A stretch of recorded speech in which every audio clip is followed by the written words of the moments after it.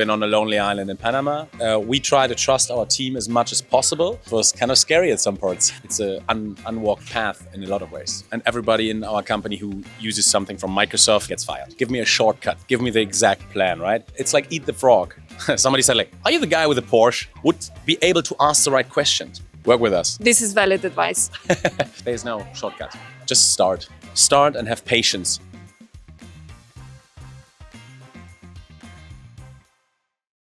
So let's start with basic. Your name, where you're from, what you do, and how many times you've been on Nomad Cruise. I'm Alex. I'm originally from Germany, Berlin, and it's my first time on the Nomad Cruise.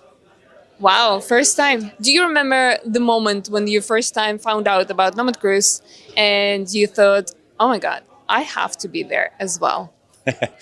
Actually, I'm in the, my whole online business career started kind of like as a digital nomad because it was the first time that I heard about something that you can work and live remotely. I don't consider myself a digital nomad, but I was part of a community in Germany 10 years ago. What's the name of the community? It's called the Citizen Circle. And this is kind of how I started and got into this whole area. And this is also how I met Johannes once in Tallinn. In Tallinn. Yeah, in Tallinn. And that's kind of like how I knew that Nomad Cruise is coming or is a thing. And I always wanted to go, but because of I was in startups and in different companies, I never had really the chance to do it. And now that I do, and it came up with two places that I definitely wanted to go, like Vancouver and Japan. You've been in digital nomad community in Germany for 10 years, or you've been 10 years ago. That's when exactly Nomad Cruise started. So you knew about Nomad Cruise for many, many years, and only now you decided to finally join for the first time. I wanted to join before. I wanted to go from Spain to Brazil, but it never fit into the schedule. And it's one of the last things on my bucket list that I wanted to do. So that's why I'm here now, because now it fits. Did you do all the bucket list from your list, everything you have planned before the Nomad Cruise? Yes, I did. Because I think bucket list is not that I don't have any plans anymore, but it's kind of like, especially when you start to do whatever you want and take the decisions for yourself, there's a lot of things that you have been missing out on. And this is kind of like the bucket list. Everything that I was like, oh, I would like to do it, but I didn't do it because of other reasons. And this list is fully complete, yes. Can you name a few items from your bucket list that you have completed? Yes. Like I hitchhiked from Germany to the farthest point of Europe. I've been on a lonely island in Panama. I learned Spanish. I took a longboard, which I just learned with 28 years because I always wanted to skateboard and longboard. And I downhilled a mountain in Berlin, stuff like this. Yeah. Okay, so you're actually into extreme part. I would not say extreme part, but for example, the skateboarding thing is something that when I was 10 years old, I was like, hey, I like skateboarding. This looks cool. I want to do that. And then your parents don't take you seriously. In your class, nobody's doing it. So you're basically like, well, maybe it's not for me. So because I didn't take the decisions for myself, so I didn't do it. And at some point, I was like, bucket list means for me, it feels like there's something missing. So when I was 28, 29, I just bought a skateboard and learned it. Funny enough that 2 years ago, actually 3 years ago, I bought a longboard for the same reason that I always want to do it and never had the support. And I had so much fun with this, and I traveled for 2 years with a longboard. Yeah, I hitchhiked with a longboard. It was kind of scary at some parts. So you did all of the items from the bucket list, and then Nomad Cruise was one of the last one. You're like, okay, maybe it is time to go. Finally, what you found here? Did you reach the expectations that you had, if you had any, and how you can actually describe? Do you feel that I should actually came here earlier? Or I did reach a lot of things. Yes, I liked it a lot. I think it's a great experience with way more interesting people than I actually thought. Because sometimes in a digital nomad scene, you meet people that want to become it, and here on the cruise, you really have people who, from totally different backgrounds, have done a lot of things. So it was very, very interesting. Being on a cruise as well is something that I like to experience things for the first time also. Yeah, I can see myself doing it again, definitely. You are not a digital nomad. You don't define yourself digital nomad, but you're working remotely for many years. And I believe that it's not about the lifestyle, it's about the mindset. And your team can work remotely from anywhere. Can you tell me what you do? And what is the business you're working in about? I'm with a company called Love Life Passport, which is a very big Instagram channel. And it also developed kind of like digital nomads, like people who just wanted to be free. And we just joined our forces together to build the best product in helping people create an online business. So this is kind of like what we do. And we are now more than 40 people in a fully remote team working from wherever in the world. And what I like about it is that a lot of people are saying like, this is not possible. You can't work with more than 40 people that are fully locally independent. We try to prove them wrong. So what's the method you proving them wrong? I think with everything, and that's what I love about being an entrepreneur, is it's wrong till somebody does it. So it's not easy. It's definitely, I sometimes joke about like it would be way easier if we buy an office in Berlin and bring everybody there. But that's not what we want to do. It's not easy, but it's worth it. What are the tools? I know. Can we go a little bit in the practical part? We are digital people. We're working with a laptop, and we are using AI right now. And everyone has their own tools to make our life easier and faster and more smarter as well. Are there anything that your team shares on a daily basis or something that you recommend your clients to use to make their life and work, digital work, easier? I want to share something very personal because I am using Evernote since 7-8 years, which is kind of like, it has an elephant as a logo because it is my second brain. And this helped me so much to stay on track. So this is personally. Otherwise, I think it's the same tools that you have heard probably a lot of times, which is like Asana for projects, Notion for documentation, stuff like this. And Slack, of course, to collaborate. I've heard that raising popularity of Airtable and SmartSuite. Yes, Smart Suite we don't use, but Airtable is something very, very nice. But I also am a big fan of you have to use stuff, so it needs to be simple. So we have still a lot of Google Sheets. We're working a lot with a whole Google Suite, and everybody in our company who uses something from Microsoft, like a PowerPoint presentation, gets fired. There was a popularity a long time ago. There was a popular Slack or Zoom. But right now, many people going away from Slack and using more WhatsApp or other even Teams, Microsoft Teams, or from Zoom, people also going to Teams. What is your favorite tool for connecting with your team? One of the most important tools is not switching tools all the time. It's basically like Slack or Teams or whatever. There's no perfect tool. So stick with one. Stick with one, learn it, and keep everybody sticking to it. So we still use Slack. We will not switch. Are you using AI? We're using AI, for example, for chatbots that we implement also into Slack. We just started with this. But yeah, of course, you should use AI. I was a little bit of like, let's focus on it later. Yeah, but it's an unfair advantage. If Nomad Cruise had helped you with your business in any way, or aha moment that you heard or during conversation with someone and thought like, oh, this is a brilliant idea that's going to help me a lot. It's kind of like similar to what I said about Slack. It's not about getting more and more knowledge. It's kind of like of proving that what you know is sufficient. So seeing a lot of very, very great speakers here on board is kind of like showing you like, oh yeah, I'm on the right track with a lot of things. So it's kind of like nice when you understand there's not too much new things coming, because it's exactly killing a lot of businesses, always switching to new things. You need the basics in every business. And that's nice to see how successful a lot of people get with different techniques. What was your favorite moment of the Nomad Cruise? When the sun came out. No, there was a lot of nice moments, to be honest. I can't pick a specific. Like what was maybe the workshop or the talk that you listened and you loved the most? I love the talk from Miles a lot, and also from Lauren. But especially when it was the story night, it's so nice that you can you never walk in the shoes of other people, right? So when we work with customers on our side with Love Life Passport, you always assume from your own life that this is easy, you should do that. And it was pretty nice to see the whole range from great businesses, but also to the failures that people have done in their life, because we all have. And not seeing the polished version, that was pretty intense. I loved that a lot. Can you describe the mindset behind and philosophy in this team that you have that actually allowed working everyone from anywhere, and you're still productive, you're still making things done? What's the character of your team? The character, first of all, is freedom. But in my definition, for example, freedom means having also discipline.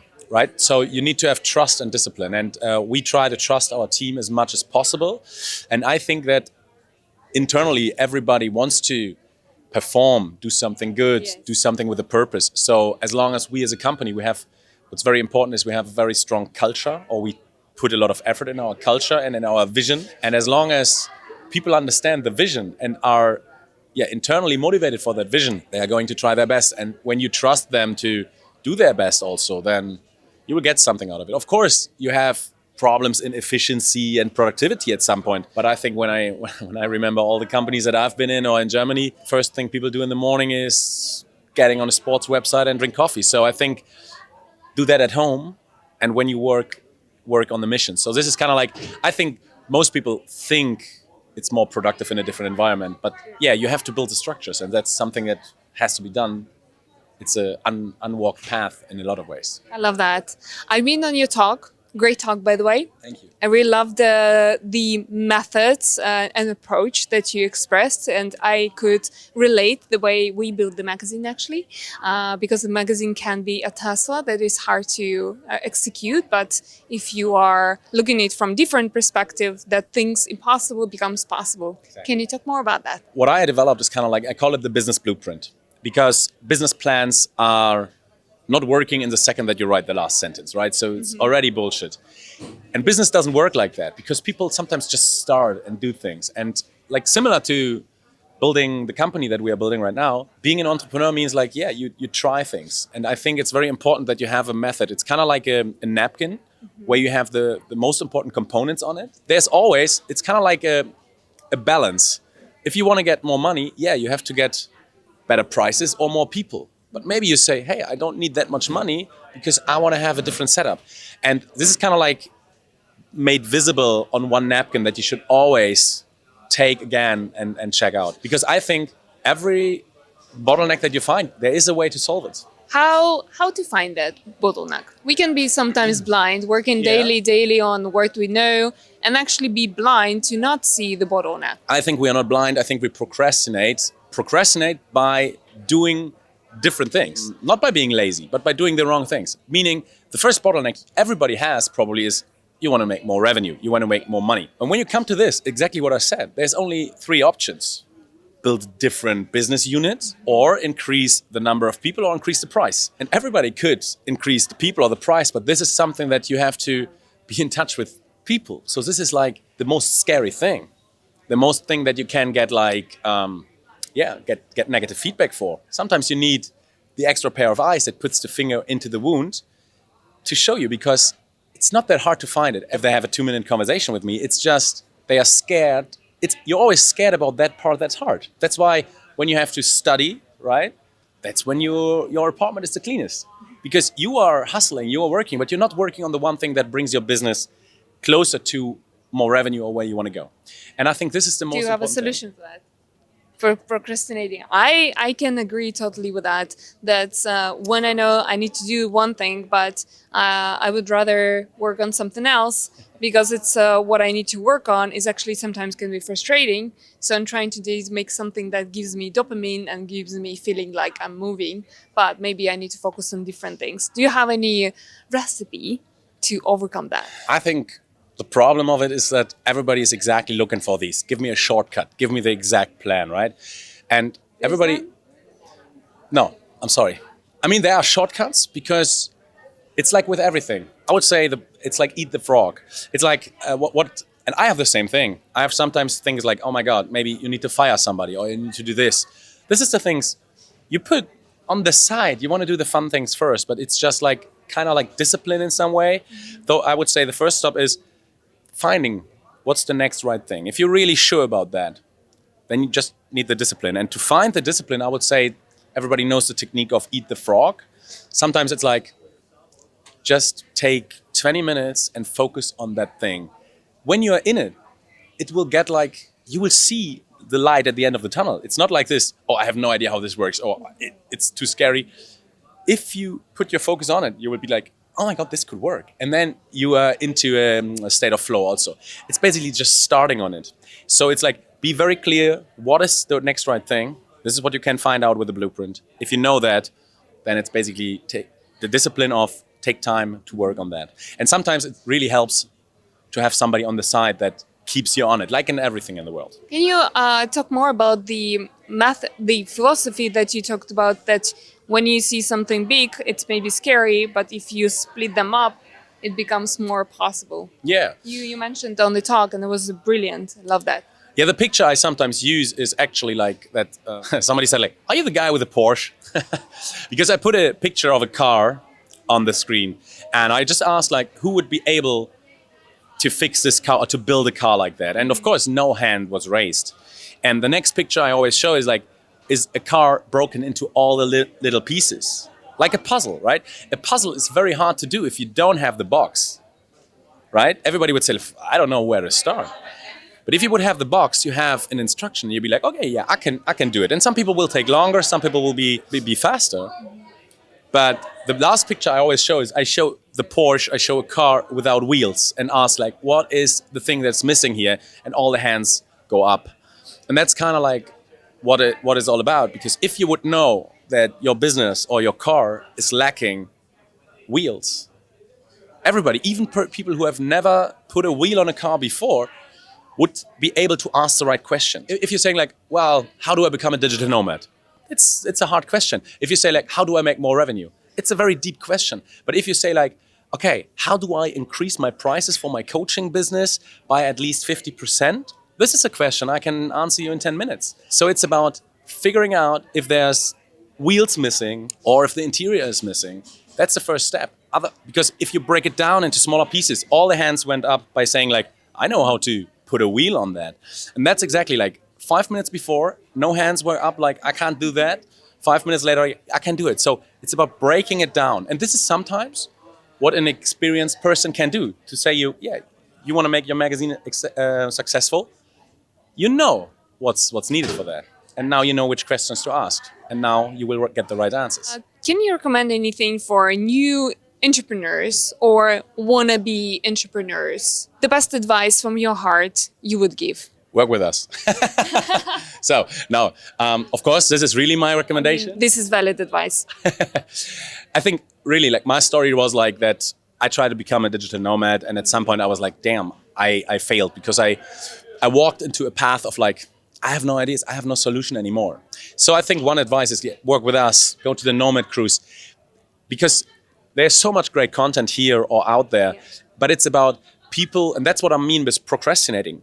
Not that people are lazy, but they're reading books, listening to podcasts, doing a million things, when there's just one thing that has a big impact now. It's like, imagine the car without the wheels. Everybody is painting the color blue, going to a next event, and somebody's saying, like, red is also nice. So they painted red, and the car changes the color every fucking half a year, but there's no wheels, so it will never move. And that's exactly it. So, of course, it's get in touch with other people. The beauty of the blueprint is that every business has the same 5 components. So if you understand business, then you will be on your way. And then just have patience on the way. That's very, very important. There's no shortcut. How nomads can scale their business while traveling the world? Biggest leverage to scale a business is always the price. So find something very valuable that you can sell it very cheap first, but when you work on it more and more, in the end have something very valuable, because that's the easy part. How people can find you, how people can reach out to you or the company, your company. I'm on Instagram with my business blueprint, which is business_blueprint.de. But what we are doing is under Love Life Passport. Love Life Passport.